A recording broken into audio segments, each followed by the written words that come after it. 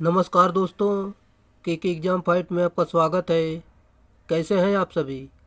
उम्मीद है आप सभी सही होंगे और आपकी UP PCL TG two DRDO SAIL NPCIL आदि परीक्षाओं की तैयारी अच्छी चल रही होगी।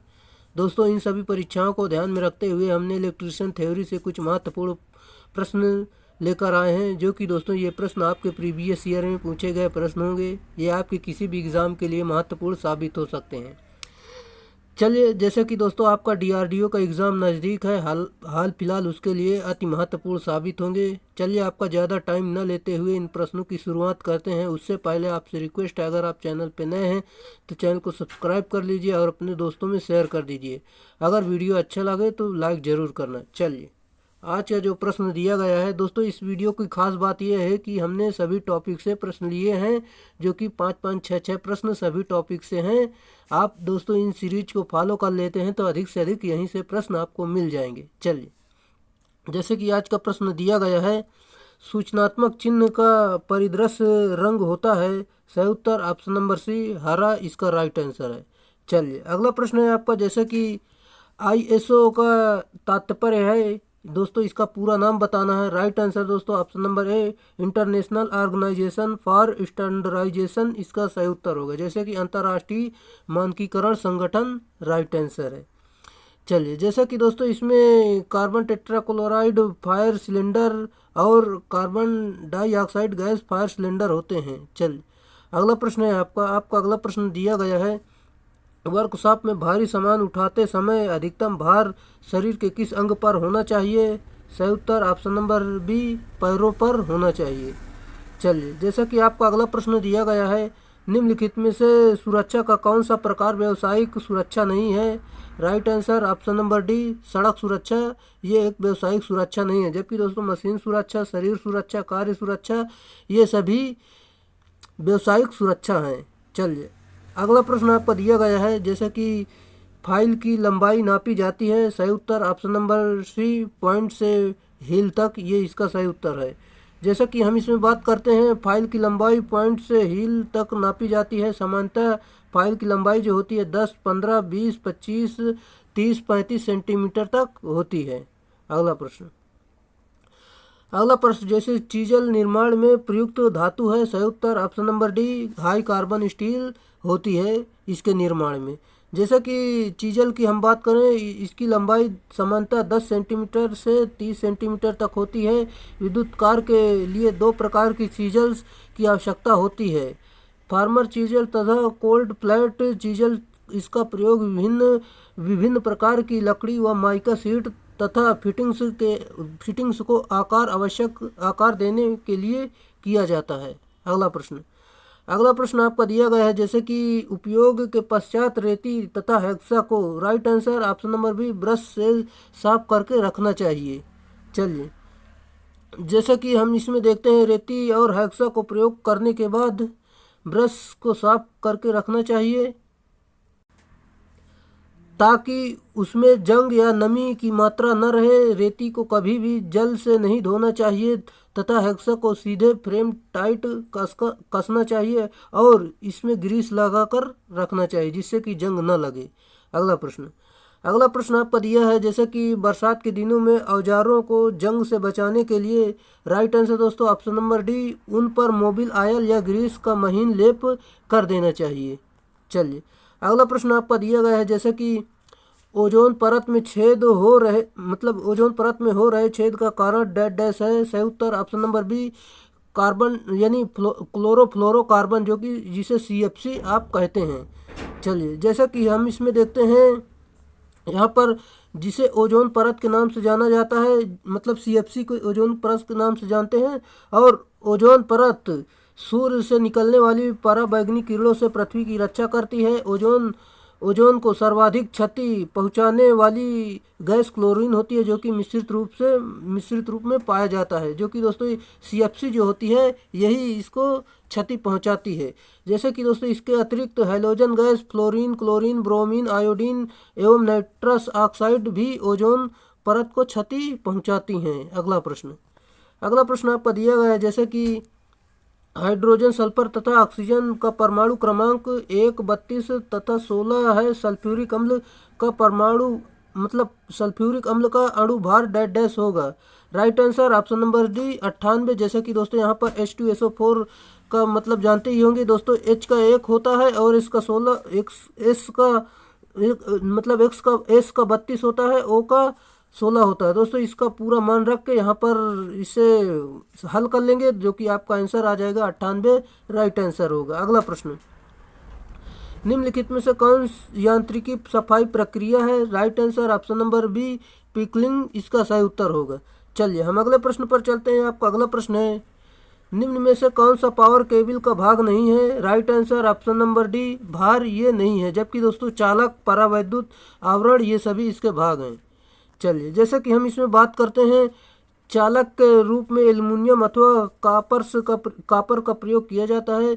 परावैद्युतांक या आचरण मतलब परावैद्युतांक या आचालक आवरण के लिए कैम्ब्रिज का प्रयोग किया जाता है। धात्विक आवरण के लिए लेड अथवा लेड अलाय का प्रयोग किया जाता है। वेल्डिंग के लिए फाइबर, कागज, जूट आदि का प्रयोग किया जाता है। आर्मरिंग के लिए गैल्वेनाइज्ड स्टील का प्रयोग किया जाता है। और हम आगे बात करते हैं, जैसे कि सर्विंग के लिए फाइबर युक्त पदार्थ, जूट, टाट आदि का प्रयोग किया जाता है। जैसे कि दोस्तों इसमें हम कुछ भाग देख लेते हैं, जैसे कि आर्मरिंग ये है, धात्विक कवच ये है, ये बेंडिंग है और ये कोर है, और दोस्तों इसमें अचालक आवरण यहाँ पर लगा होता है। चलिए अगला प्रश्न पर चलते हैं। जैसा कि आपको अगला प्रश्न दिया गया है, एक गैर हाइग्रोस्कोपिक विद्युत रोधन पदार्थ जिस पदार्थ को इंगित करता है उसमें निम्न में से कौन सा गुण मौजूद होता है? सही उत्तर ऑप्शन नंबर सी हवा यह हवा या मिट्टी की नमी अवशोषित नहीं हो करता है, ये इसका सही उत्तर होगा। चलिए जैसा कि आप अगला प्रश्न है, एक अत्यधिक उच्च वोल्टा केबल की वोल्टेज रेंज क्या है? सही उत्तर option number B 33 kilo volt से लेकर 66 किलो वोल्ट तक होती है। जैसा कि दोस्तों हम इसमें देखते हैं, लो टेंशन यानी लो टेंशन में 1 किलो वोल्ट तक, और दोस्तों हाई टेंशन में 1 किलो वोल्ट से लेकर 11 किलो वोल्ट तक होती है इसमें वोल्टेज, जो कि सुपर टेंशन में 11 किलो वोल्ट से लेकर 33 किलो वोल्ट, और एक्स्ट्रा हाई टेंशन में दोस्तों 33 किलो वोल्ट से लेकर 66 की केवी तक होती है। और oil fixed and gas pressure में 66 केवी से लेकर 132 केवी तक होती है। अगला प्रश्न आपका दिया गया है, जैसे कि यहाँ पर देख सकते हैं। आपका अगला प्रश्न, निम्नलिखित परिपथ में कौन सा ए बी प्रवाहित धारा क्या है? दोस्तों इसका मान निकालना है। जैसे कि हम इसमें चलिए आपको बता देते हैं। जैसे कि इसमें देखते हैं ए बी, जैसे कि ए और बी पोटेंशियल सेम है, अतः इसमें कोई धारा प्रवाहित नहीं होगी। जैसे कि दोस्तों यहाँ पर ए बी सेम है, इसमें कोई धारा प्रवाहित नहीं होगी। चलिए हम अगले प्रश्न पर चलते हैं, जो कि आपको अगला प्रश्न दिया गया है, यहाँ पर देख भी सकते हैं। जैसे कि हम जानते हैं, 2 सेकंड के लिए 2 मिली एम्पियर की अपरिवर्तित धारा 20 माइक्रोफैरड संधारित्र को आवेशित करती है, तो संधारित्र को आवेशित करने के लिए निम्नलिखित में से कौन सा सही है?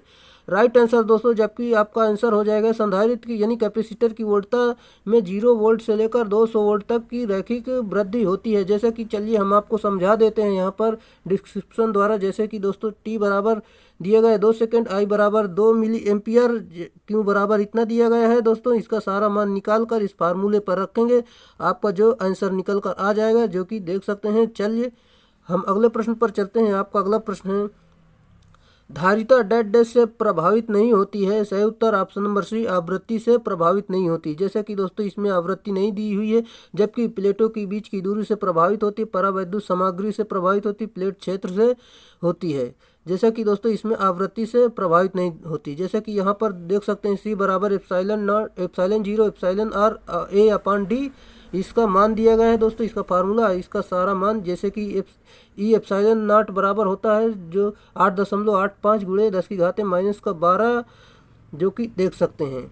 चलिए इसका सारा मान दिया गया और इसका मात्रक भी दिया गया है, आप यहाँ पर देख सकते हैं। चलिए हम अगले प्रश्न पर चलते हैं। आपका अगला प्रश्न है, जैसा कि दिए गए परिपथ में में वोल्ट प्रयुक्त वोल्टता कितनी होगी। दोस्तों इसमें आपको वोल्टता बताना है, कितनी वोल्टेज करंट इसमें चल रही है। जैसे कि दोस्तों V बराबर आई आर होता है, सिंपल सा है। जैसे कि आई का मान 2 दिया गया है, आर का मान 100 ओम दिया गया है। जैसे कि दोस्तों इस फार्मूले पर आप मान रखेंगे, जैसे कि आई बराबर 2 है, आर बराबर 100 है। दोस्तों इसको गुणा कर देंगे, आपका ऑप्शन नंबर ए सही उत्तर हो जाएगा, जो कि 200 वोल्ट राइट आंसर है। चलिए अगला प्रश्न पर चलते हैं। आपका अगला प्रश्न है, जैसे कि 4 माइक्रोफैरेड के 2 संधारित्र यानी कैपेसिटर श्रृंखला में जुड़े हुए हैं, तो उनकी कुल धारिता क्या होगी। दोस्तों जो श्रृंखला में होता है, इसमें आप देख सकते हैं जैसे कि श्रृंखला में 4 हैं। जैसे कि हम इसमें बात करते हैं इसका, जैसे कि हम इसमें श्रृंखला में जैसे प्रतिरोध को उसमें समांतर में जोड़ा जाता था, इसी सीरीज में ऐसे जोड़ते हैं। जैसे कि 1 अपान इसका फार्मूला होता है 1/C प्लस 1, मतलब 1/C 1 और 1/C2 इसको जोड़ देंगे। दोस्तों इसका मान यहाँ पर रख देंगे तो आपका जो उत्तर निकल कर आ जाएगा। जैसे कि यहाँ पर हम मान रखते हैं, आपको बता देते हैं। जैसे कि 1/4 इनका लासा ले लेंगे दोस्तों, तो इनका लासा लेने के बाद 4 जैसे कि ऊपर 2 आ जाएगा, फिर इसे हल करेंगे तो 1/2 यानी आपका 2 निकल कर आ जाएगा, जो कि ऑप्शन नंबर बी सही उत्तर होगा। अगला प्रश्न, न्यूनतम धारा जिस पर ट्रिप परिपथ को पूर्ण करने के लिए आर्मेचर आकर्षित होता है उसे क्या कहा जाता है। सही उत्तर ऑप्शन नंबर ए पिकअप धारा यानी पिकअप करंट कहते हैं। चलिए अगला प्रश्न है आपका, निम्न में से कौन सा उपकरण सामान्यतः तड़ित रक्षक के लिए प्रयोग में लाया जाता है। सही उत्तर ऑप्शन नंबर ए ZNO वायरिएस्टर इसका सही उत्तर होगा। चलिए जैसे कि परिपथ वियोजक में लघुपथ संरक्षण डैश डैश द्वारा दिया जाता है। सही उत्तर ऑप्शन नंबर बी तापी मोचन इसका राइट आंसर होगा। चलिए जैसा कि अगला प्रश्न है, वायु झोंका परिपथ वियोजक एयर ब्लास्ट सर्किट आर्क विलोपन के लिए डैश डैश का उपयोग करता है। Right answer option number c उच्च दबाव वायु विस्फोट इसका सही उत्तर होगा। जैसा कि आर्क विलोपन के लिए उच्च दबाव वायु विस्फोट का उपयोग करता है। चलिए अगला प्रश्न है, जैसे कि डैश डैश एक ऐसा उपकरण है जो सामान्यतः एक फ्यूज के स्थान पर कम वोल्टेज वाले विद्युत संजाल यानी नेटवर्क में प्रयोग किया जाता है। Right answer option number D लघु परिपथ विच्छेद यानी मिनिएचर सर्किट ब्रेकर का प्रयोग किया जाता है। चलिए अगला प्रश्न है आपका, जैसे कि यदि किसी तल में 2 सुवाहक प्लेटें डुबोई जाती हैं ताकि इनमें से विद्युत धारा प्रवाहित हो, तो इसे डैश डैश कहा जाता है। Right answer option number b electrode कहते हैं। जैसा कि हम इसमें बात करते हैं, जैसे कि चालक की विद्युत धारा का प्रवाह इलेक्ट्रॉनों की विपरीत दिशा में होती है, जैसा कि यहाँ पर देख सकते हैं। चलिए हम अगले प्रश्न पर चलते हैं। आपका अगला प्रश्न है, लेड एसिड बैटरी के अधिभारण और अति निर्वहन के परिणाम स्वरूप डैश डैश होगा। राइट आंसर ऑप्शन नंबर ए बकलिंग प्रभाव होगा। जैसा कि यहाँ पर देख सकते हैं, लेड एसिड बैटरी एक संचायक बैटरी है जिससे धनात्मक इलेक्ट्रोड तथा ऋणात्मक इलेक्ट्रोड और अपघट्य के लिए अशुद्ध जल तथा सल्फ्यूरिक अम्ल प्रयुक्त होता है। अगला प्रश्न आपको दिया गया है, लेड एसिड सेल की तुलना में निकिल लोहे से बने सेल डैश डैश होता है। सही उत्तर ऑप्शन नंबर ए की दक्षता कम होती है। जैसे कि हम इसमें बात करते हैं, क्योंकि दोस्तों इसमें लेड एसिड सेल की अपेक्षा निकिल लौ यानी निकिल आयरन सेल की आंतरिक प्रतिरोध अधिक होने के कारण हानियाँ अधिक हो जाती हैं, इसलिए इसकी दक्षता प्रोपोर्शनल में होता है 1/, हानियाँ होती हैं, जो कि देख सकते हैं लेड एसिड का यहाँ पर देख सकते हैं, निकिल आयरन का प्रतिरोध देख सकते हैं। चलिए अगला प्रश्न है, स्थायी चुंबक बनाने के लिए उपयोगी सामग्री है। सही उत्तर ऑप्शन नंबर डी कार्बन इस्पात है, जो कि दोस्तों यहाँ पर ऐसे चुंबकीय पदार्थ जिसमें चुंबकत्व गुण अनेक वर्षों तक विद्यमान रहता है उसे स्थायी चुंबक कहलाते हैं। अगला प्रश्न आपको दिया गया, डैश डैश की पहचान एंड रूल द्वारा की जा सकती है। सही उत्तर ऑप्शन नंबर सी चुंबकीय ध्रुव द्वारा की जा सकती है। अगला प्रश्न, कार्क स्क्रू नियम डैश डैश इंगित करता है। सही उत्तर ऑप्शन नंबर डी चुंबकीय बल रेखाओं की दिशा को इंगित करता है। जैसा कि हम इसमें देखते हैं, कार्क स्क्रू नियम को मैक्सवेल के नाम से भी जाना जाता है और विद्युत धारा तथा चुंबकीय क्षेत्र एक दूसरे से संबंधित है। पेंच के आगे बढ़ने की दिशा धारा की दिशा को प्रकट करती है तथा पेंच घुमाने की दिशा चुंबकीय क्षेत्र या बल रेखाओं की दिशा होगी। चलिए अगला प्रश्न है आपका, फ्लेमिंग के दाएं हाथ का नियम क्या दर्शाता है? सही उत्तर ऑप्शन नंबर बी, प्रेरित ईएमएफ की दिशा को दर्शाता है। चलिए, जैसा कि हम इसमें बात करते हैं, जैसे कि फ्लेमिंग के अनुसार यदि दायां हाथ की हथेली तीन अंगूठा मतलब तीन अंगुली अंगूठा, मध्यमा तथा तर्जनी यानी फिंगर को क्रमशः आपस में समकोण पर रखा जाए कि तर्जनी चुंबकीय क्षेत्र की दिशा, अंगूठा लगने वाले बल की दिशा, अंगूठा जो है लगने वाले बल की दिशा, और मध्यमा जो है वो प्रेरित विद्युत वाहक बल की दिशा को प्रदर्शित करता है। जैसे कि हम इसमें बात करते हैं, फ्लेमिंग के दाएं हाथ के नियम जनरेटर में तथा फ्लेमिंग के बाएं हाथ का नियम मोटर में प्रयोग किया जाता है। अगला प्रश्न आपका दिया गया है, कैपेसिटर जोड़ने की सर्वोत्तम जगह है? Right answer option number D, प्रेरक अतिभार से कुछ दूरी पर इसका सही उत्तर होगा। चलिए, अगला प्रश्न है, जैसे कि 4 माइक्रोफैरड कंडेंसर को 400 वोल्ट तक चार्ज किया गया है और अब इसकी प्लेटें 1 किलो ओम के प्रतिरोध के द्वारा जोड़ दी गई तो प्रतिरोधक से उत्पन्न ऊष्मा क्या होगी? सिंपल सा है दोस्तों, इसको फार्मूले पर रखना है ये वाले, जैसे कि आपका मान निकल कर आ जाएगा। Option number c 0.32 joule right answer होगा। चलिए, जैसे कि दोस्तों यहाँ पर दिया गया है, आप समझ सकते हैं। चलिए, हम अगले प्रश्न पर चलते हैं। आपका अगला प्रश्न है, जैसे कि देख सकते हैं, आपका अगला प्रश्न दिया गया है यहाँ पर, जैसे कि क्षमता 1 माइक्रोफैरड और 2 माइक्रोफैरड और 3 माइक्रोफैरड 3 संधारित्र को आकृति में दिखाए गए अनुसार संबंध किया गया है। दोस्तों, इसको हल करना है आपको। जैसे कि दोस्तों इसके सीरीज में 2 को जोड़ लेना, 3 और 2 को, जैसे कि हम इसमें जोड़ कर आपको दिखा देते हैं। जैसे कि 1/2 प्लस 1/3 इसे जोड़ेंगे दोस्तों, तो फिर चलिए हम आपको यहाँ से समझा देते हैं। यहाँ पर लिखने में थोड़ा दिक्कत हो रही है। चलिए, जैसे कि दोस्तों यहाँ पर देख सकते हैं, इसे समतुल्य जोड़ा गया दोस्तों। इस जोड़ने के बाद इसमें पहले तो इसे सीरीज में जोड़ लिया गया। सीरीज में जोड़ने के बाद 6/5 आया। 6/5 आने के बाद दोस्तों इसको 1 के साथ समांतर में जोड़ दिया गया, जबकि दोस्तों इसको फाइनल आ गया 2.2 माइक्रोफैरड। सही उत्तर निकल कर आ गया, जो कि देख सकते हैं 2.2 माइक्रोफैरड होगा। अगला प्रश्न आपका दिया गया है, जैसे कि 100 वाट एवं 220 वोल्ट वाली एक विद्युत बत्ती विद्युत धारा है। सही उत्तर ऑप्शन नंबर सी 5/11 एम्पियर इसका राइट आंसर होगा।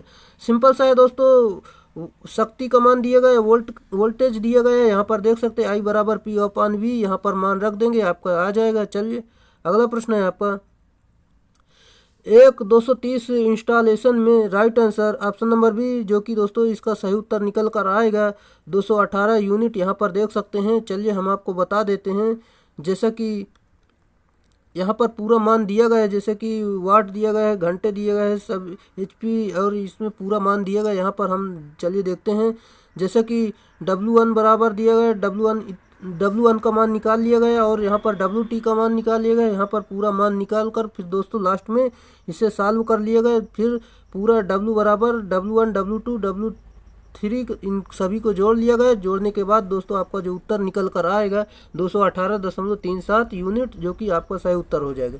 इसमें आपका सही उत्तर ऑप्शन नंबर बी सही है, जो कि 218 यूनिट सही उत्तर होगा। चलिए, इसे हल आप जरूर करना। चलिए, अगले प्रश्न पर चलते हैं। बिजली की 1 यूनिट 1 किलोवाट घंटा से 100 वाट का बल्ब निम्नलिखित अवधि तक जलेगा। सही उत्तर ऑप्शन नंबर सी 10 घंटे तक जलेगा। चलिए, जैसे कि दोस्तों यहाँ पर देख सकते हैं, इसका फार्मूला भी आप देख सकते हैं, इसका सिंपल से होता है। इसमें सिर्फ आपको कैलकुलेशन करना है, यहाँ पर आपका आंसर निकल कर आ जाएगा 10, जो कि राइट आंसर होगा। वाट दिया गया है और घंटे दिए गए, यहाँ पर मान रख के भाग दे देना, आपका सही उत्तर निकल कर आ जाएगा, जो कि 10 सही आ जाएगा। चलिए, यहाँ पर 1 किलो है, इसका भी मान रखना है, जभी आपका आंसर आएगा। चलिए, अगला प्रश्न है आपका, GI तारे क्या हैं? सही उत्तर ऑप्शन नंबर डी, जंग मुक्त होती हैं ये। चलिए, जैसा कि आपका अगला प्रश्न है, एक 3 पिन सॉकेट में सबसे बड़ा छिद्र डैश होता है। सही उत्तर ऑप्शन नंबर सी अर्थिंग का होता है। जैसा कि हम इसमें बात करते हैं, 3 पिन सॉकेट में सबसे बड़ा छिद्र अर्थिंग का होता है और फेज तथा न्यूट्रल छिद्र समान तथा अर्थिंग से छोटा रखा जाता है। अगला प्रश्न,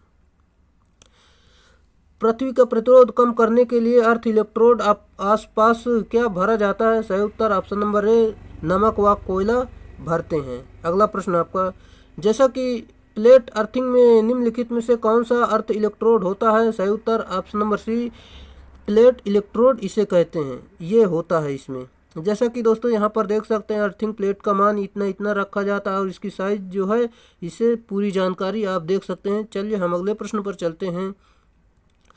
जर्मेनियम क्रिस्टल को फास्फोरस तथा एंटीमनी समान संख्या में मिलाया जाता है, जो right answer option number c, n प्रकार का एक अर्धचालक इसका राइट आंसर है।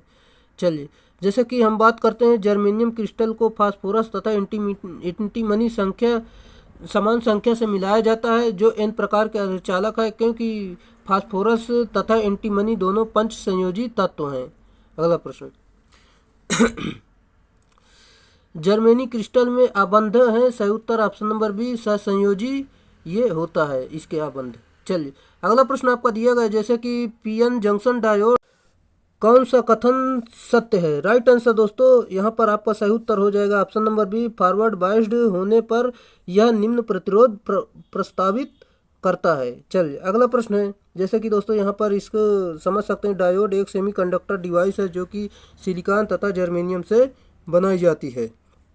अगला प्रश्न जाने से पहले इसकी थोड़ा व्याख्या देखते हैं। जैसे कि फॉरवर्ड बायस के समय P भाग धनात्मक से तथा N भाग ऋणात्मक से संयोजित होता है और फॉरवर्ड बायस की अवस्था में डिस्प्लेशन लेयर की चौड़ाई कम हो जाती है, जिससे कि उसका प्रतिरोध निम्न हो जाता है तथा अधिकतम धारा प्रवाहित होती है। और रिवर्स बायस की अवस्था में डिप्लीशन की चौड़ाई बढ़ जाती है, जिससे कि उसका प्रतिरोध बढ़ जाता है तथा यह न्यूनतम धारा प्रवाहित होती है। अगला प्रश्न आपका दिया गया है, जैसा कि यहाँ पर हम देखते हैं, निम्नलिखित में से कौन सा फ्री रनिंग ऑसिलेटर के रूप में उपयोग किया जाता है? Right answer option number D, stable multimeter इसका सही उत्तर होगा। जैसा कि हम इसमें देखते हैं, फ्री रनिंग इसलिए कहा जाता है क्योंकि इसमें दोनों अस्थायी अवस्थाएं होती हैं, अर्थात कोई भी स्थायी अवस्था नहीं होती है। और इसमें हम बात करते हैं, इसमें ट्रिगर को बाई स्टेबल मल्टी वाइब्रेटर भी कहा जाता है और इसकी ऑन तथा ऑफ अवस्था समान समय के लिए होती है। चल दोस्तों, जैसा कि दोस्तों ये काफ़ी इम्पोर्टेंट महत्वपूर्ण प्रश्नों की श्रृंखला चल रही है दोस्तों, जो कि दोस्तों हमने इसमें सभी टॉपिक को कवर किया है। कोई ऐसा टॉपिक नहीं है जो कि हमने इसमें छोड़ दिया है। दोस्तों अगर आप लगातार 10-15 दिन खाली सीरीज को फॉलो कर लेते हैं तो आपका पूरा इलेक्ट्रिशियन मान लो पूरा सिलेबस आपको इसमें कंप्लीट हो जाएगा। क्योंकि दोस्तों हम इसमें हर रोज़ हर चैप्टर से 5-5-6 सवाल लेते हैं, जो कि हर मान लो हर टॉपिक से संबंधित होते हैं। अगर इसलिए आप दोस्तों अगर 10-15 दिन खाली फॉलो कर लेते हैं तो दोस्तों अधिक से अधिक प्रश्न आपको यहीं से मिल जाएंगे। चलिए, जैसा कि आपका जो DRDO का हाल फिलहाल एग्ज़ाम होने जा रहा है, ये इसके लिए काफ़ी महत्वपूर्ण प्रश्न होंगे दोस्तों। यहाँ से सीधे हूबहू प्रश्न उठ कर आएंगे, जो कि दोस्तों UPRVNL वालों ने देख ही लिया होगा। काफ़ी यहाँ से हमने सिर्फ 5-6 वीडियो डाली थी, वहाँ से काफ़ी प्रश्न निकल कर आए हैं। चाहे तो आप देख सकते हैं, अगर आंसर की आ जाएगी तो आप टेलीग्राम पर पूरी PDF पड़ी है, वहाँ से देख लेना। चलिए, जैसा कि हम अगले प्रश्न पर चलते हैं, ट्रांजिस्टर के CC विन्यास में वोल्टेज प्राप्ति लगभग कितनी होती है? सही उत्तर ऑप्शन नंबर डी, 1 बड़ा होता है। जैसा कि यहाँ पर देख सकते हैं, जैसा कि इसका इनपुट प्रतिरोध उच्च यानी 1 मेगा ओम तथा आउटपुट प्रतिरोध कम 1 किलो ओम होता है। धारा लाभ अधिक लगभग 100 होती है और इसका प्रयोग प्रतिबाधा मैचिंग व बफर स्टेज के रूप में किया जाता है। चलिए, जैसा कि आपका अगला प्रश्न है, एक ट्रांजिस्टर में संग्राहक क्षेत्र यानी कलेक्टर रीजन, उत्सर्जन क्षेत्र एमिटर रीजन डैश बनाया जाता है। सही उत्तर ऑप्शन नंबर बी, से बड़ा इसका राइट आंसर है। जैसा कि दोस्तों यहाँ पर देख सकते हैं, एक ट्रांजिस्टर संग्राहक क्षेत्र उत्सर्जक क्षेत्र से बड़ा बनाया जाता है। सबसे छोटा आधार बेस क्षेत्र होता है। अगला प्रश्न दोस्तों, इस समय आपको टाइम नहीं है जो कि दोस्तों डिटेल से पूरा पढ़ने का, आपको अधिक से अधिक अपनी नज़रों से उतने सारे क्वेश्चन गुजार देना है, जो कि सभी आपका मान लो सिलेबस कंप्लीट हो जाएगी। इसीलिए दोस्तों हम इस सीरीज को मान लो इस सीरीज को लागू किए हैं, जो कि आपका पूरा सिलेबस एक ही बार में कवर हो जाए 10-12 वीडियो में। चलिए, जैसा कि उस शक्ति प्रवर्धक यानी एम्पलीफायर को क्या कहते हैं जिसमें संग्राही धारा केवल निविष्ट संकेत के धनात्मक अर्ध चक्र में प्रवाहित होती है? सही उत्तर ऑप्शन नंबर डी, वर्ग बी प्रवर्धक यानी एम्पलीफायर इसका सही उत्तर होगा। चलिए, जैसा कि देख सकते हैं यहाँ पर इस शक्ति, जैसा कि यह पूरा जानकारी यहाँ पर दी गई है। हम अगले पर चलते हैं। अगले प्रश्न जाने से पहले ये थोड़ी जानकारी ले लेते हैं। जैसे क्लास ए में एम्पलीफायर की इनपुट सिग्नल पूरे समय के लिए 360 डिग्री प्रवाहित होती है। अगला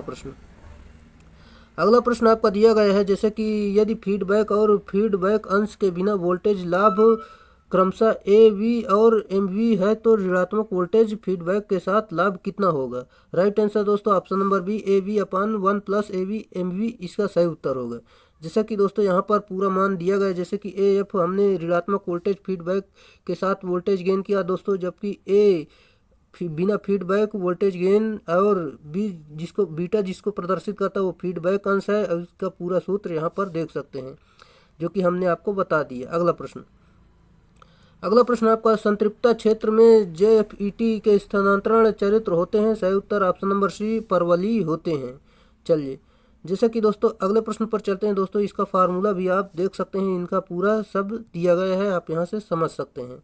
अगला प्रश्न, मोस्फेट की देहली वोल्टता से तात्पर्य है? राइट आंसर दोस्तों इसका जो आपका सही उत्तर हो जाएगा, जो कि आप यहाँ पर देख सकते हैं, इसका जो सही उत्तर होगा जो कि ऑप्शन नंबर डी, यहाँ पर वह गेट स्रोत वोल्टता जिसमें पूर्व परिभाषित मान की ड्रेन धारा बहना शुरू कर देती है, ये इसका सही उत्तर होगा। जैसे कि मोस्फेट की देहली वोल्टता का गेट स्रोत वोल्टता जिसमें कि पूर्व परिभाषित मान की ड्रेन धारा बहना शुरू कर देती है तथा सोर्स तथा ड्रेन के मध्य दूरी 20 माइक्रोमिली होती तथा एक पी चैनल यानी पी मोस्फेट के देहली वोल्ट का मान लगभग 4 वोल्ट होता है। चलिए, अगले प्रश्न पर चलते हैं। आपका अगला प्रश्न है, जैसा कि यहाँ पर देख सकते हैं, यहाँ पर सत्यता सारणी दी है जो कि आपको पहचानना है ये किसी की है।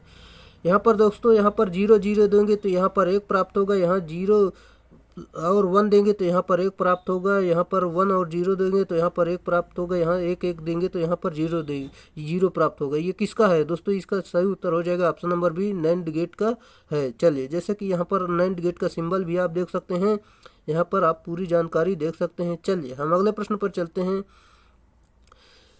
3 इनपुट हेतु एंड गेट का आउटपुट 1 होता है जब? सही उत्तर ऑप्शन नंबर डी, सभी इनपुट 1 हों, ये इसका सही उत्तर होगा। चलिए, जैसे कि दोस्तों यहाँ पर देख सकते हैं, 3 इनपुट हेतु एंड गेट का आउटपुट 1 होता है जब सभी इनपुट 1 हों। जैसे कि एंड गेट में आउटपुट जो कि देख सकते हैं, ये सारा जानकारी यहाँ पर दी गई है। अगला प्रश्न, ऑक्टल संख्या पद्धति में उच्चतम 4 अंक की संख्या कौन सी है? सही उत्तर ऑप्शन नंबर बी, 777, जो कि देख सकते हैं यहाँ पर इसकी 4 संख्या दी गई है।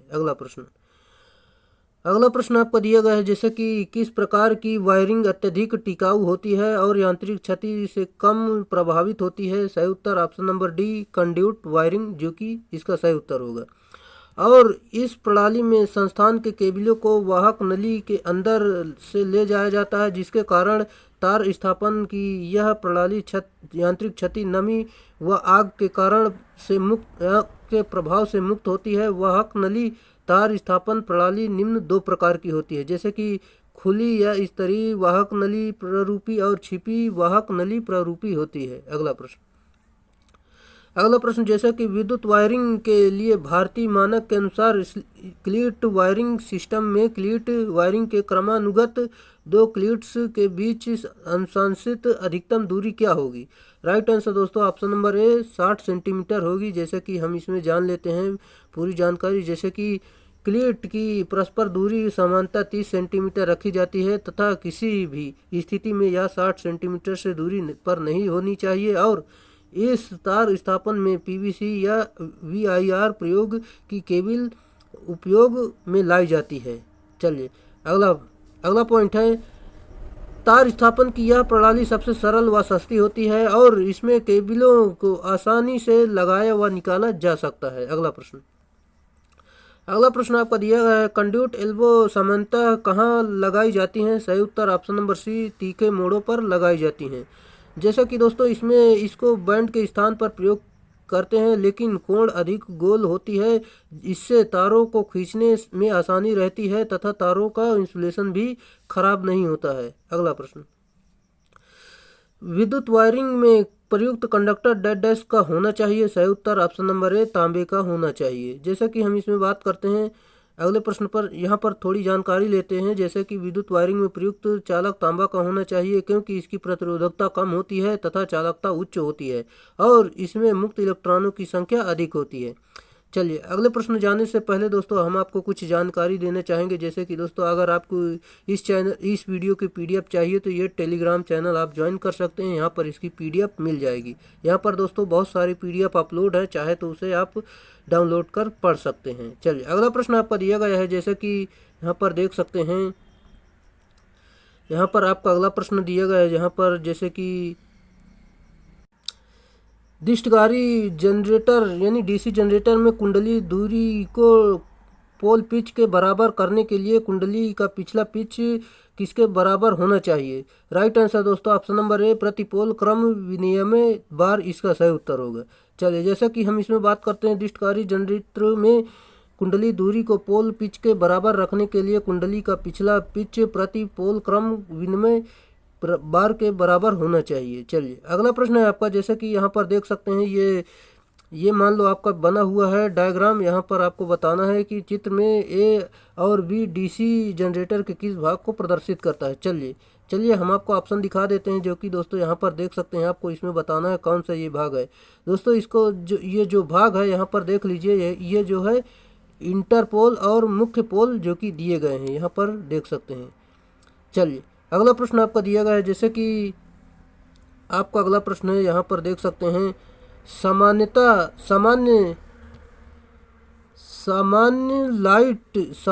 लाइटिंग एवं पावर सप्लाई के लिए प्रयोग में लाए जाने वाला जनरेटर कौन सा है। सही उत्तर option number C, cumulative compound generator होता है। जैसा कि हम इसमें बात कर लेते हैं, सामान्य लाइटिंग एवं पावर सप्लाई के लिए प्रयोग में लाए जाने वाला जनरेटर डीसी शंट जनरेटर होता है तथा डीसी सीरीज जनरेटरों का अनुप्रयोग अति दूरस्थ सप्लाई के लिए किया जाता है। क्युमुलेटिव कंपाउंड का उपयोग निकट दूरी के लिए शंट जनरेटर के स्थान पर किया जाता है और डिफरेंशियल जनरेटर का उपयोग आर्क वेल्डिंग की विद्युत शक्ति सप्लाई के लिए होता है, क्योंकि दोस्तों ये आर्क वेल्डिंग के लिए न्यून वोल्टता जो कि 60 से 80 वोल्ट तक तथा उच्च धारा जो है 300 से लेकर 600 एम्पियर तक की आवश्यकता होती है। चलिए जैसा कि आपका अगला प्रश्न दिया गया है, यहाँ पर देख सकते हैं। जैसे कि डीसी जनरेटर की दक्षता होती है। सही उत्तर ऑप्शन नंबर सी, 85% से लेकर 95% तक होती है। जैसा कि हम इसमें बात करते हैं, डीसी जनरेटर की दक्षता 85 से 95% तक होती है। जनरेटर यानी जनरेटर द्वारा उत्पन्न आउटपुट वैद्युतिक शक्ति और उसे प्रदान की हुई इनपुट यांत्रिक शक्ति का अनुपात जनरेटर की दक्षता कहलाती है। जैसे कि दक्षता बराबर आउटपुट वैद्युतिक शक्ति अपान उत्पन्न वैद्युतिक शक्ति। चलिए अगला प्रश्न है आपका, डीसी जनरेटर में कौन सी क्षति लोड के साथ परिवर्तित होती रहती है। सही उत्तर ऑप्शन नंबर ए, ताम्र क्षति इसका राइट आंसर होगा। चलिए जैसे कि अगले प्रश्न पर चलते हैं। आपका अगला प्रश्न है, जैसे कि आप देख सकते हैं, यहाँ पर आपका अगला प्रश्न, मशीन के चलती हालत में घिसने के कारण डीसी मशीन का कार्बन ब्रश छोटा हो जाता है। कितनी लंबाई पर ब्रश को बदलना पड़ता है। राइट आंसर दोस्तों ऑप्शन नंबर बी, मूल लंबाई का 2/3 हो जाने पर इसको बदल देना चाहिए। चलिए अगला प्रश्न है आपका, जैसा कि निरीक्षण के दौरान डीसी जनरेटर का दृक् परिवर्तक घिसा हुआ पाया जाता है। सैंड पेपर का उपयोग निरर्थक का सबसे उत्तम उपाय है। Right answer option number b, commutator बदल दिया जाए, ये इसका सही उत्तर है। चलिए जैसे कि आपका अगला प्रश्न है, यहाँ पर देख सकते हैं। जैसे कि डीसी मोटर में निम्नलिखित स्टार्टर का उपयोग नहीं किया जा सकता। सही उत्तर option number C, DC motor में निम्नलिखित स्टार्टर का उपयोग नहीं किया जा सकता। स्टार डेल्टा स्टार्टर का उपयोग नहीं किया जा सकता। जैसे कि दोस्तों इसमें इसका जो उपयोग 3 फेज प्रेरण मोटर को स्टार्ट करने के लिए किया जाता है। 2 पॉइंट स्टार्टर का प्रयोग डीसी सीरीज मोटर में किया जाता है। मुख्यतः 3 पॉइंट स्टार्टर का प्रयोग डीसी शंट मोटर में किया जाता है। मुख्यतः 4 पॉइंट स्टार्टर का प्रयोग कंपाउंड मोटर में किया जाता है। यहाँ पर देख सकते हैं दोस्तों। और सामान्यतः पॉइंट तथा 4 पॉइंट स्टार्टर का प्रयोग शंट तथा कंपाउंड मोटरों में किया जाता है। चलिए अगला प्रश्न है, डीसी जनरेटर आमतौर पर उपयोग नहीं किए जाते हैं क्योंकि उनके terminal voltage. Right answer option number ए, विद्युत भार में परिवर्तन के साथ बदल जाता है, ये इसका सही उत्तर होगा। चलिए जैसा कि दोस्तों यहाँ पर देख सकते हैं, क्योंकि सीरीज जनरेटर में लोड में वृद्धि होने पर वोल्टेज में वृद्धि होती है, जिससे कि लोड धारा बढ़ने पर फील्ड फ्लक्स में भी वृद्धि होती है, अतः सीरीज जनरेटर को नियत लोड पर ही चलाना चाहिए। चलिए जैसा कि आपका अगला प्रश्न है, डीसी मोटर का सॉफ्ट टार्क इसके आर्मेचर टार्क से कम है, जिसका कारण है डेड डैश है। राइट आंसर दोस्तों ऑप्शन नंबर डी, चक्रीय क्षतियाँ इसका राइट आंसर है। चलिए जैसा कि हम अगले प्रश्न पर चलते हैं, जैसा कि दोस्तों यहाँ पर देख सकते हैं सारी जानकारी दी गई है। चलिए जैसे कि सॉफ्ट बलाघूर्ण में प्रयोग जो अश्वशक्ति प्राप्त होती है उसे ब्रेक अश्वशक्ति कहते हैं, जैसे कि बीएचपी यानी ब्रेक हार्स पावर कहते हैं। दोस्तों ब्रेक हार्स पावर बराबर इतना दिया गया, इसका मान भी आप देख सकते हैं, ये फार्मूला होता है। अगला प्रश्न आपका दिया गया है, जैसे कि किसी मोटर का विकसित यांत्रिक पावर तब अधिकतम होती है जब। Right answer option number b, back EMF लागू वोल्टेज से आधा होता है। चलिए जैसा कि दोस्तों यहाँ पर पूरी जानकारी दी गई है, यहाँ पर आप समझ सकते हैं वीडियो को रोककर। चलिए हम अगले प्रश्न पर चलते हैं। आपका अगला प्रश्न है अगला प्रश्न आपका दिया गया है, जैसे कि आदर्श ट्रांसफार्मर में शून्य लोड पर प्राथमिक कुंडलन की धारा आईपी। राइट आंसर दोस्तों option number b, voltage EP से 90 अंश पिछड़ जाती है, ये इसका सही उत्तर है। चलिए जैसा कि इसमें हम देखते हैं, नो लोड ट्रांसफार्मर के केस में कोई हानियां उपलब्ध नहीं होती है, अतः ट्रांसफार्मर के प्राइमरी में केवल चुंबकीय धारा आई माइक्रो प्रवाहित होती है, जो कि प्राथमिक वोल्टता ईपी से 90 प्रतिगामी होती है, तथा नो लोड आदर्श ट्रांसफार्मर की यह चुंबकीय धारा कुल प्राथमिक धारा के बराबर होती है। अगला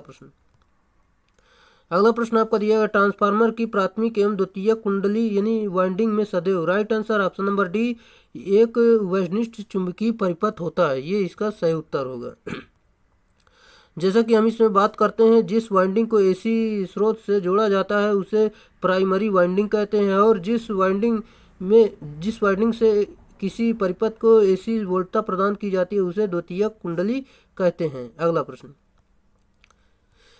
एक ट्रांसफार्मर की द्वितीयक कुंडलन में प्रेरित विद्युत वाहक बल निर्भर करता है। राइट आंसर ये सभी पर, जैसे कि दोस्तों चुंबकीय फ्लक्स के परिमाण पर और स्रोत की आवृत्ति पर, लपेटों की संख्या पर, ये सारी पर निर्भर करता है। अगला प्रश्न, जैसा कि तार स्थापना के बाद परीक्षण करने के लिए किस उपकरण का उपयोग किया जाता है। Right answer option number c, megger का उपयोग करते हैं।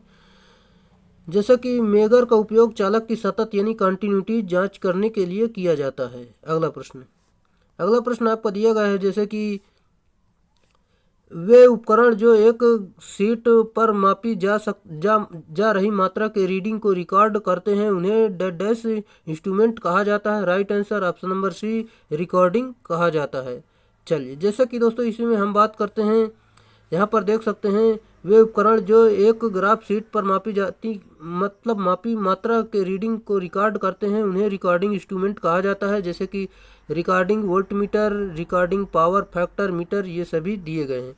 जैसे कि वह यंत्र जो किसी राशि के तात्कालिक मान को एक संकेत के द्वारा एक पूर्वांकित पैमाने पर दर्शाता है उसे इंडिकेटिंग इंस्ट्रूमेंट कहते हैं, जैसे कि अमीटर, वोल्टमीटर, ओममीटर, ये सभी।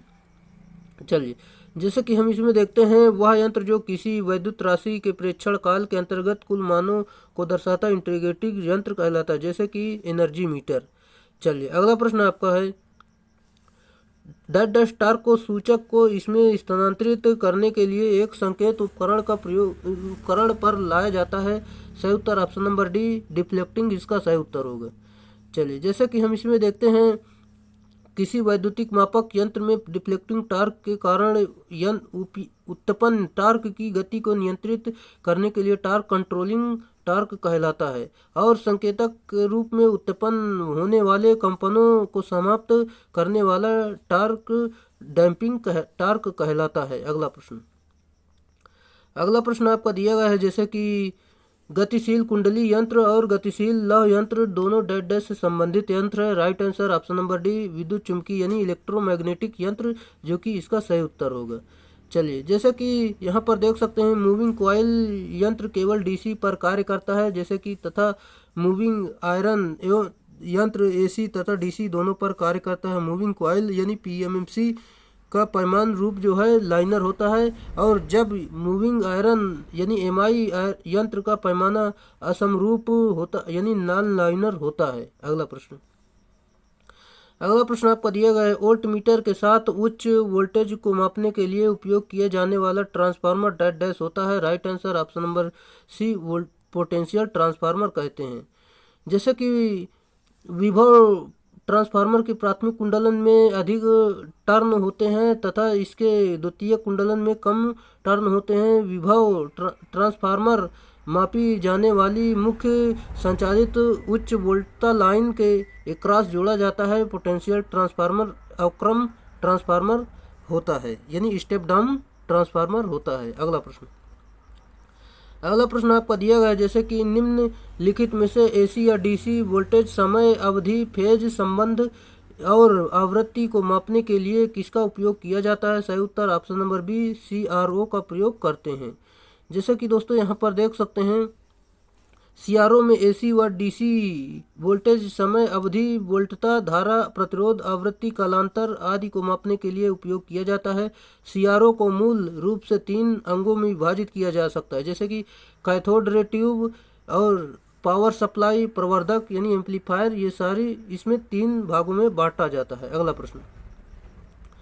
प्रश्न है आपका, जैसा कि आर्मेचर कॉइल का प्रतिरोध किसका उपयोग करके मापा जाता है। सही उत्तर option number B, Kelvin bridge का प्रयोग करके मापते हैं। अगला प्रश्न आपका दिया गया है, जैसे कि स्लिप रिंग इंडक्शन मोटर में होता है। Right answer option number c, उच्च प्रारंभिक बल आघूर्ण होता है। जैसे कि हम इसमें देखते हैं, सर्पी वाले यानी स्लिप रिंग प्रेरण मोटर के रोटर पर त्रिकला स्टार संबंध वाइंडिंग की जाती है। स्लिप रिंग इंडक्शन मोटर में रोटर वाइंडिंग के पोलों और फेजों की संख्या स्टेटर वाइंडिंग के पोलों और फेजों की संख्या के बराबर होती है।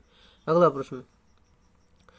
प्रश्न आपका दिया गया है, जैसे कि यहाँ पर देख सकते हैं, यहाँ पर प्रेरण मोटर में रेंगने का कारण है। Right answer option number c, motor में हार्मोनिक उत्पन्न होना, ये इसका कारण होता है। जैसे कि हम इसमें देख सकते हैं, क्राउलिंग परिघटना केवल स्क्वायरल केज प्रेरण मोटर में ही होती है। कभी कभी प्रेरण मोटर को सप्लाई देने पर तुल्यकालिक गति के n/7 गति पर घूमने लगती है, इसलिए इसकी परिघटना क्राउलिंग कहते हैं, यानी इसकी परिघटना को क्राउलिंग कहते हैं। अगला प्रश्न आपका दिया गया है, जैसे कि प्रवर्तक संपर्क यानी स्टार्टर कॉन्टैक्ट्स या उनकी स्थिति के लिए या उनके कार्य के लिए सूचित किए जाते हैं। ऐसी स्थिति में सामान्य संवृत्त यानी एनसी संपर्क तात्पर्य है कि वे। Right answer option number C, विवृत हैं जब रिले कुंडली उत्तेजित है, ये इसका सही उत्तर होगा। चलिए, जैसा कि दोस्तों ऐसी स्थिति में सामान्य संवृत्त यानी एनसी संपर्क का तात्पर्य यह है कि वे विवृत है जब रिले कुंडली उत्तेजित है। चलिए, अगला प्रश्न आपका दिया है, प्रत्यागामी पंप जिसको भार के अधीन चालू करने की आवश्यकता होती है उसे होती है में डैश डैश मोटर प्रयुक्त की जाती है। सही उत्तर ऑप्शन नंबर टी, दिक्पिंजरी कोण इसे कहते हैं। चलिए, जैसे कि दोस्तों इसमें देख सकते हैं, प्रत्यागामी पंप जिसको भार के अधीन चालू करने की आवश्यकता होती है उसके लिए डबल केज प्रेरण मोटर का प्रयोग की जाती है। अगला प्रश्न, जैसा कि दोस्तों 3 फेज प्रेरणी मोटर का अवरुद्ध घूर्णक जांच ज्ञात करने में सहायता करती है। सही उत्तर ऑप्शन नंबर डी, स्टेटर को निर्दिष्ट मोटर प्रतिरोध, ये इसका सही उत्तर है। जैसा कि दोस्तों यहाँ पर 3 फेज प्रेरणी मोटर पर अवरुद्ध घूर्णक जांच यानी बैक रोटर टेस्ट स्टेटर की निर्दिष्ट मोटर की प्रतिरोध ज्ञात करने में सहायक होती है। 3 फेज इंडक्शन मोटर में केवल एसी पर चलती है और इसमें 3 फेज सप्लाई की आवश्यकता होती है। दोस्तों इसकी गति जो देख सकते हैं NS बराबर 120 F/P होता है। चलिए, जैसा कि दोस्तों ये आपकी काफ़ी महत्वपूर्ण प्रश्नों की श्रृंखला है दोस्तों, ये आपकी किसी भी एग्ज़ाम के लिए महत्वपूर्ण साबित होगी दोस्तों। और जो हाल फिलहाल जो डीआरडीओ का एग्ज़ाम होने वाला है, ये उसके लिए काफ़ी महत्वपूर्ण साबित होगा। चलिए दोस्तों, अगर आप चैनल पे नए हैं, चैनल को सब्सक्राइब कर लीजिए और अगर वीडियो अच्छा लग रहा है तो लाइक ज़रूर कर दें। चलिए हम अगले प्रश्न पर चलते हैं। प्रेरणी मोटर और ट्रांसफार्मर द्वारा चुंबकन धारा खींचने के कारण उनका शक्ति गुणांक डैश डैश होता है। सही उत्तर ऑप्शन नंबर बी 0 होता है। चलिए, जैसा कि दोस्तों हम अगले प्रश्न पर चलते हैं। डैश डैश मोटर का शक्ति गुणक यानी पावर फैक्टर अपेक्षाकृत अधिक होता है। सही उत्तर ऑप्शन नंबर ए संधारित्र यानी कैपेसिटर चालित, जो कि देख सकते हैं। जैसा कि कैपेसिटर रन मोटर में ऑक्सिलरी वाइंडिंग के साथ सीरीज में जुड़ा होता है। कैपेसिटर पावर फैक्टर सुधारता है और इस मोटर में दो कैपेसिटर प्रयोग किए जाते हैं, जैसे कि दोस्तों देख सकते हैं इलेक्ट्रोलाइट टाइप कैपेसिटर और जो कि ऑयल फील्ड या पेपर कैपेसिटर कंटिन्यूस यानी 30 से 40 पिको फैरेड इसमें प्रयोग करते हैं। यहाँ पर इसका और इसका प्रयोग किया जाता है। जैसे कि दोस्तों इस मोटर का प्रयोग पंपिंग उपकरण, एयर कंप्रेसर इत्यादि में किया जाता है। अगला प्रश्न दिया गया है। जैसे कि दोस्तों विभक्त कला यानी फेज मोटर में आरंभिक कुंडली में डैश डैश होता है। सही उत्तर ऑप्शन नंबर डी उच्च आर और निम्न एल, जो कि देख सकते हैं। जैसा कि जब मुख्य कुंडलन यानी मेन वाइंडिंग में एल उच्च और आर निम्न होता है, ये जान सकते हैं दोस्तों। और सिंगल फेज मोटर को सेल्फ स्टार्ट बनाने के लिए मोटर पर मेन वाइंडिंग के साथ एक अतिरिक्त सहायक वाइंडिंग स्थापित की जाती है और मेन वाइंडिंग और स्टार्टिंग वाइंडिंग दोनों एक दूसरे पर 90 डिग्री पर होती हैं। अगला प्रश्न, इलेक्ट्रिकल मिक्सर में आमतौर पर निम्नलिखित में से क्या प्रयुक्त किया जाता है। सही उत्तर option number C universal motor का प्रयोग करते हैं। जैसे कि दोस्तों यूनिवर्सल मोटर का प्रयोग एसी तथा डीसी दोनों पर किया जाता है। अगला प्रश्न, जैसा कि आपका अगला प्रश्न है, यहाँ पर देख सकते हैं सिंगल फेज प्रेरण motor single phase induction motor में संधारित्र यानी कैपेसिटर का कार्य क्या है। सही उत्तर ऑप्शन नंबर डी उच्च प्रवर्तन आघूर्ण यानी स्टार्टिंग टार्क प्रदान करना, ये इसका सही उत्तर होगा। चलिए अगला प्रश्न है, two value capacitor run motor के प्रदर्शन को डैश डैश वर्गीकृत किया जाता है। सही उत्तर ऑप्शन नंबर सी इसकी भारी लोड को स्टार्ट करने की क्षमता द्वारा किया जाता है। जैसा कि हम इसमें देखते हैं दो संधारित्र में एक संधारित्र कैपेसिटर यानी कैपेसिटर स्टार्टिंग में प्रयुक्त होने वाला इलेक्ट्रोलाइटिक टाइप होता है और रनिंग में प्रयुक्त होने वाला संधारित्र यानी कैपेसिटर पेपर या ऑयल टाइप का होता है। चलिए अगला प्रश्न है, जैसे कि साधारण मिक्सी कितनी विद्युत शक्ति लेती है। सही उत्तर ऑप्शन नंबर बी 400 वाट लेती है। जैसे कि इसमें देख सकते हैं 1 HP बराबर 746 वाट और ये ब्रिटिश में होता है और मीट्रिक में दोस्तों देख सकते हैं 735.5, आप सभी लोग जानते ही होंगे। और दोस्तों मिक्सर में यूनिवर्सल मोटर का प्रयोग किया जाता है। अगला प्रश्न, सिंगल फेज मोटरों में उपयोग किया जाने वाला प्रवर्तक स्टार्टिंग मतलब संधारित्र यानी कैपेसिटर स्टार्टिंग कैपेसिटर निम्नलिखित में से कौन सा है। राइट आंसर ऑप्शन नंबर है विद्युत अपघटनी कैपेसिटर प्रयोग किया जाता है। जैसा कि दोस्तों सिंगल फेज मोटर स्वतः स्टार्ट नहीं होती है। सिंगल फेज मोटर के रनिंग वाइंडिंग के साथ संयोजित रहने वाला संधारित्र यानी पेपर ऑयल कैपेसिटर टाइप का होता है। चलिए दोस्तों, अगर आप चैनल पे नए हैं तो चैनल को सब्सक्राइब कर लीजिए और अगर वीडियो अच्छा लग रहा है तो वीडियो को लाइक ज़रूर करें। चलिए दोस्तों, इस समय आपको पूरा डिटेल से ज़्यादा पढ़ने की ज़रूरत नहीं है। अधिक से अधिक जितना आप क्वेश्चन को रिपीट कर सकते हैं उतना आप करिए, क्योंकि दोस्तों आपके एग्ज़ाम काफ़ी नज़दीक आ रहा है। कोई ऐसी बड़ी वीडियो मत देखिए कि एक ही चैप्टर को देखने में 4-6 दिन लग जाएं, उससे आपको कुछ होने वाला नहीं है। ये दोस्तों इस एक नज़रों से पूरी वीडियो को देखिए। मान लो जिसमें पूरी जानकारी एक ही वीडियो में दी गई है वही वीडियो आप देखिए, चाहे ये हो चाहे और किसी की भी हो, वही वीडियो को आप देखिए। चलिए, जैसा कि दोस्तों बिजली घरों में रिएक्टिव पावर नियंत्रण के लिए कौन सा मोटर भी प्रयुक्त किया जाता है। सही उत्तर option number B synchronous motor का प्रयोग किया जाता है। जैसा कि जब सिंक्रोनस मोटर को अति उत्तेजित की अवस्था में बिना भार के चलाया जाता है तो यह अग्रगामी शक्ति गुणक पर कार्य करता है, जिसका उपयोग बिजली घरों ट्रांसमिशन लाइन के रिवर्सिंग सिरे पर किया जाता है, जो कि पूरे प्रणाली में शक्ति गुणक को सुधारता है। अगला प्रश्न, अगला प्रश्न आपका दिया गया है, जैसा कि यहाँ पर देख सकते हैं, सिंक्रोनस मोटर को विभिन्न पावर फैक्टर पर संचालित किया जाता है। ओवर एक्साइटेड सिंक्रोनस मोटर निम्न में से किस पर संचालित होती है? सही उत्तर option number C, leading power factor पर संचालित होती है। जैसा कि दोस्तों यहाँ पर आप सारी जानकारी देख सकते हैं। चलिए हम अगले प्रश्न पर चलते हैं। आपका अगला प्रश्न है, यहाँ पर देख सकते हैं, जैसा कि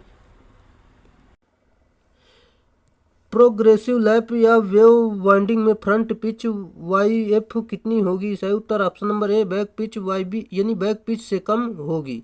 चलिए, जैसे कि दोस्तों यहाँ पर देख सकते हैं, जब वाइंडिंग लीड्स को कम्यूटेटर सेगमेंट के साथ इस प्रकार संयोजित किया जाता है कि वे एक दूसरे से ओवरलैप ना करें और वाइंडिंग के आगे बढ़ने की दिशा में ही बढ़ें, तो यह वाइंडिंग प्रोग्रेसिव वाइंडिंग कहलाती है। इस संयोजन में YC यानी कम्यूटेटर पिच का मान 1 यानी +1 रखा जाता है। यहाँ पर देख सकते हैं, इसका डायग्राम भी और समझ सकते हैं। अगला प्रश्न, पश्च अंतराल यानी बैक पिच शब्द आम तौर पर डेड डैश के संदर्भ में प्रयुक्त होता है। Right answer option number D, DC armature winding में प्रयुक्त होता है। जैसे कि आर्मेचर के पीछे की ओर कम्यूटेटर की दूसरी ओर एक कॉइल की 2 एक्टिव साइड के बीच की दूरी बैक पिच कहलाती है। यह दूरी भी स्लॉट अथवा चालकों की संख्या के रूप में व्यक्त की जाती है। अगला प्रश्न, टेराइड एक डेड डैश होता है। सही उत्तर ऑप्शन नंबर बी, तार की कुंडलीकृत क्वाइल होती है। अगला प्रश्न, यदि एकल परत वितरित वाइंडिंग में कुंडलियों की संख्या 24 है तो खांचों की संख्या होगी। सही उत्तर दोस्तों यहाँ पर देख सकते हैं, खांचों की संख्या बराबर क्वाइल की संख्या अपॉन 2। दोस्तों कितना दी गई? 24। इसमें 2 का भाग दे देंगे, आपका जो सही उत्तर निकल कर आएगा, यहाँ पर देख सकते हैं, यहाँ पर 12 आएगा जो कि सही उत्तर होगा। यहाँ पर इसमें डी दिया गया है जो कि ये गलत है। चलिए, आपका 12 सही उत्तर होगा। चलिए अगले प्रश्न पर चलते हैं। आपका अगला प्रश्न है, जो कि वितरित वाइंडिंग में सभी कुंडलियों के लिए डेड डैश समान होती है। सही उत्तर option number A, pole pitch इसके समान होती है। जैसा कि यहाँ पर देख सकते हैं, 2 संलग्न एवं असमान पोल्स के बीच की दूरी पोल पिच कहलाती है और यह एक संख्या होती है जो खांचों की संख्या के रूप में व्यक्त की जाती है। अगला प्रश्न, 3 फेज वाइंडिंग में प्रत्येक फेज की कुंडलियां डेड डैश वैद्युतिक अंशों के अंतर पर स्थापित की जाती हैं। सही उत्तर ऑप्शन नंबर डी, 120 डिग्री पर स्थापित की जाती हैं। जैसा कि यहाँ पर देख सकते हैं, यहाँ पर जैसा कि प्रति फेज कुंडलियों की संख्या बराबर होती है। सही उत्तर ऑप्शन नंबर ए, कुंडलियों की कुल कुंडलियां अपन फेज की संख्या, ये इसका सही उत्तर होगा। चलिए, जैसा कि अगले प्रश्न पर चलते हैं। जैसे कि यहाँ पर ये सवाल है दोस्तों, ये सवाल को आपको खुद से लगाना है। जैसे कि हम इसमें आपको पूरी जानकारी दे देते हैं।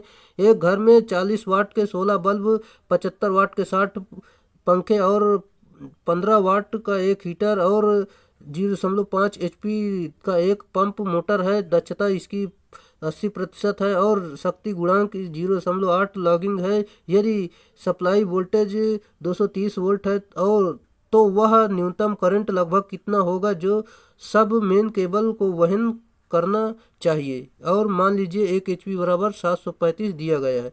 चल दोस्तों, जैसा कि दोस्तों इसको आप हल करेंगे, ऐसे ऐसे हल करते आएंगे तो आपका जो उत्तर आएगा इसमें 14 एम्पियर आएगा, जो कि आप इसमें हल कर सकते हैं। यहाँ पर सिर्फ मान रखना है और पूरी जानकारी निकाल लेना है। ये दोस्तों आपको खुद से करना है, जो कि दोस्तों इस वीडियो को रोक कर करेंगे।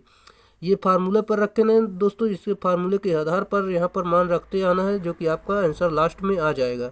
अगला प्रश्न आपका दिया गया है, काम करने की क्षैतिज स्थिति के साथ सड़क पर प्रकाश के लिए सबसे उपयुक्त लाइट कौन सी है? सही उत्तर option number A, sodium vapour lamp का प्रयोग किया जाता है। जैसा कि इनकैंसिडेंट लैंप का प्रयोग सामान्यतः घरों में प्रकाश के लिए करते हैं। सही है दोस्तों, ये पॉइंट बिल्कुल सही है। जैसे कि दोस्तों फ्लोरोसेंट लैंप का प्रयोग घरों में प्रकाश कम तापमान के लिए तथा कम लाइट खपत के लिए करते हैं। ये दोस्तों को बहुत ही इम्पोर्टेंट पॉइंट है, जो कि दोस्तों आपको जानना बेहद जरूरी था। चलिए अगला प्रश्न आपका दिया गया है। जैसा कि देख सकते हैं, यहाँ पर अगला प्रश्न है, ऊंची इमारतों में नुकीले चालक लगाए जाते हैं क्योंकि वह सही उत्तर दोस्तों यहाँ पर ऑप्शन नंबर सी सही हो जाएगा। जैसे कि दोस्तों मेघ से आवेशों को हटाकर पृथ्वी स्थानांतरित कर देते हैं, ये इसका राइट आंसर हो जाएगा। चलिए, जैसा कि दोस्तों ये चित्र बना हुआ है, आपको इसमें बताना है कि ये चित्र किसका है, और दोस्तों इसमें पूरी जो जानकारी आपको इसमें से कलेक्ट करनी है। जैसा कि दोस्तों ये आपका चित्र बना है, जो कि दोस्तों OCB का चित्र बना हुआ है। चलिए, जैसा कि OCB तेल परिपथ वियोजक के इस्पात में एक सुदृढ़ टैंक होता है, जिसमें एक निश्चित सतह तक वैद्युत तेल भरा जाता है और जिसे ट्रांसफार्मर तेल कहते हैं। अगला प्रश्न आपका दिया गया है, जैसे कि बिना पानी भरे ही यदि किसी विद्युत केतली की बिजली चालू कर दी जाए तो क्या होगा? राइट आंसर दोस्तों ऑप्शन नंबर बी, इसकी विद्युत कुंडली जल जाएगी। जैसा कि इसमें हम देखते हैं H बराबर I²RT से ऊष्मा उत्पन्न होती है, जो कि पानी न होने के समय साथ गर्म होकर जल जाएगी। चल, अगला प्रश्न आपका है, जैसा कि दो धातु वाली पट्टियां प्रयुक्त की जाती हैं। सही उत्तर ऑप्शन नंबर डी, उपयुक्त में सभी। जैसे कि दोस्तों थर्मोस्टेट का भी प्रयोग किया जाता है। अभिचालनों में विद्युत परिपथों के खोलने अथवा बंद करने के लिए प्रयोग करते हैं, और धातु के बने थर्मिस्टरों का भी प्रयोग करते हैं। अगला प्रश्न, रूम हीटर का हीटिंग एलिमेंट निम्नलिखित का बना होता है। सही उत्तर ऑप्शन नंबर ए, नाइक्रोम का बना होता है। चलिए, जैसे कि नाइक्रोम में दोस्तों 80% निकल होती है और 20% क्रोमियम होता है, और इसमें हम बात करते हैं विशिष्ट प्रतिरोध वाली मिश्र धातु होती है ये जो, और यह तनन सुदृढ़ एवं उच्च गलनांक वाली धातु होती है। इसका उपयोग विद्युत प्रेस, केतली, टोस्टर आदि के हीटिंग एलिमेंट बनाने में किया जाता है। चलिए, अगला प्रश्न है आपका, विद्युत गीजर में ताप नियंत्रक किस तरह जुड़ा रहता है? ऑप्शन नंबर सी, तापन अवयव के सीरीज में जुड़ा रहता है। चलिए, अगला प्रश्न है आपका, जैसा कि गैस कूल्ड रिएक्टर में मॉडरेटर के रूप में निम्नलिखित में से क्या प्रयुक्त किया जाता है? सही उत्तर ऑप्शन नंबर सी, केवल ग्रेफाइट का प्रयोग किया जाता है। जैसा कि दोस्तों इसमें हम देख सकते हैं, रिएक्टर में मॉडरेटर का कार्य न्यूट्रॉनों की गति को मंद यानी धीमा करना होता है। जैसे कि मॉडरेटर में निम्न प्रकार के प्रयोग होते हैं, जैसे कि हल्का पानी, भारी पानी, ग्रेफाइट, बेरिलियम, कार्बनिक द्रव, ये सारे चीज इसमें प्रयोग किया जाता है। अगला प्रश्न, मितोपयोजक यानी इकोनोमाइजर का प्रयोग डैश दक्षता बढ़ाने के लिए किया जाता है। सही उत्तर ऑप्शन नंबर सी, बॉयलर, इसका राइट आंसर होगा। जैसा कि इसमें हम देख सकते हैं, बॉयलर थर्मल पावर प्लांट में सहायक उपकरण होता है, जो कि बॉयलर में गर्म पानी भेजने का कार्य करता है, जिससे बॉयलर की दक्षता लगभग 6% से लेकर 10% बढ़ जाती है। अगला प्रश्न, परमाणु बिजली के उत्पादन संयंत्र का ईंधन डैश है। राइट आंसर ऑप्शन नंबर ए, यूरेनियम और थोरियम होता है। जिसे कि दोस्तों जिसमें एक परमाणु रिएक्टर होता है, जिसे परमाणु भट्टी कहते हैं, जिसे यूरेनियम 235 का नियंत्रण विखंडन कराया जाता है, और विखंडन के दौरान निकालने वाली ऊष्मा पानी को गर्म करके भाप बनाया जाता है, जिससे भाप टरबाइन चलती है, और टरबाइन से लगा हुआ अल्टरनेटर माध्यम से बिजली उत्पन्न करती है। इस प्लांट की प्रारंभिक लागत सबसे ज़्यादा और ईंधन ढुलाई लागत सबसे कम होती है। अगला प्रश्न आपका दिया गया है, जो कि सभी अर्थ वायर और अर्थ कंटिन्यूटी कंडक्टर आमतौर पर निम्नलिखित के किस विकल्प से बने होते हैं? सही उत्तर option number B, galvanised steel से बने होते हैं। चलिए, जैसा कि दोस्तों हम अगले प्रश्न पर चलते हैं। आपका अगला प्रश्न दिया गया है, यहाँ पर देख सकते हैं,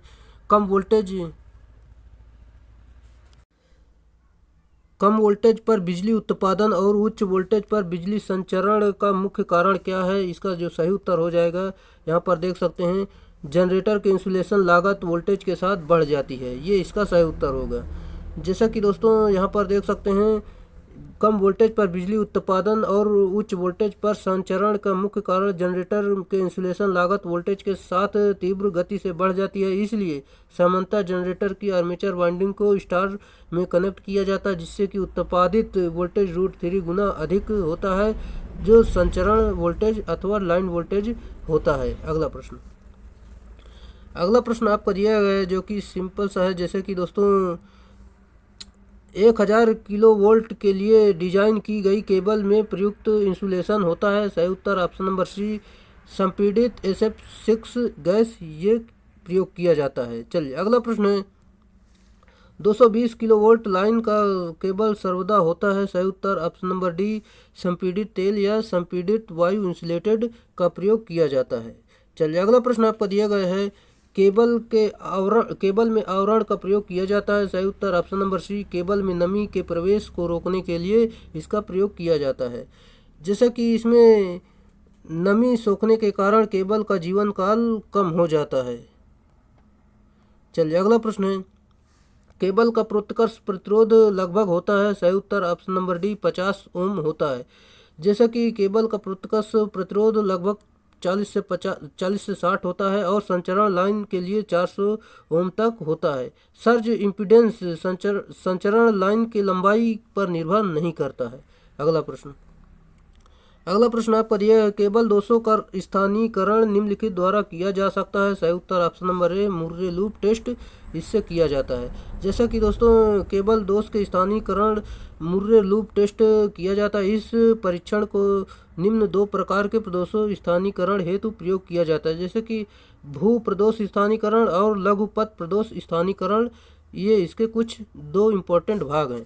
चलिए दोस्तों, आपका वीडियो कंप्लीट हुआ, जो कि दोस्तों यहाँ पर लगभग आपके 150 से ज़्यादा प्रश्न कराए गए, जो कि आपके सभी टॉपिक से संबंधित है।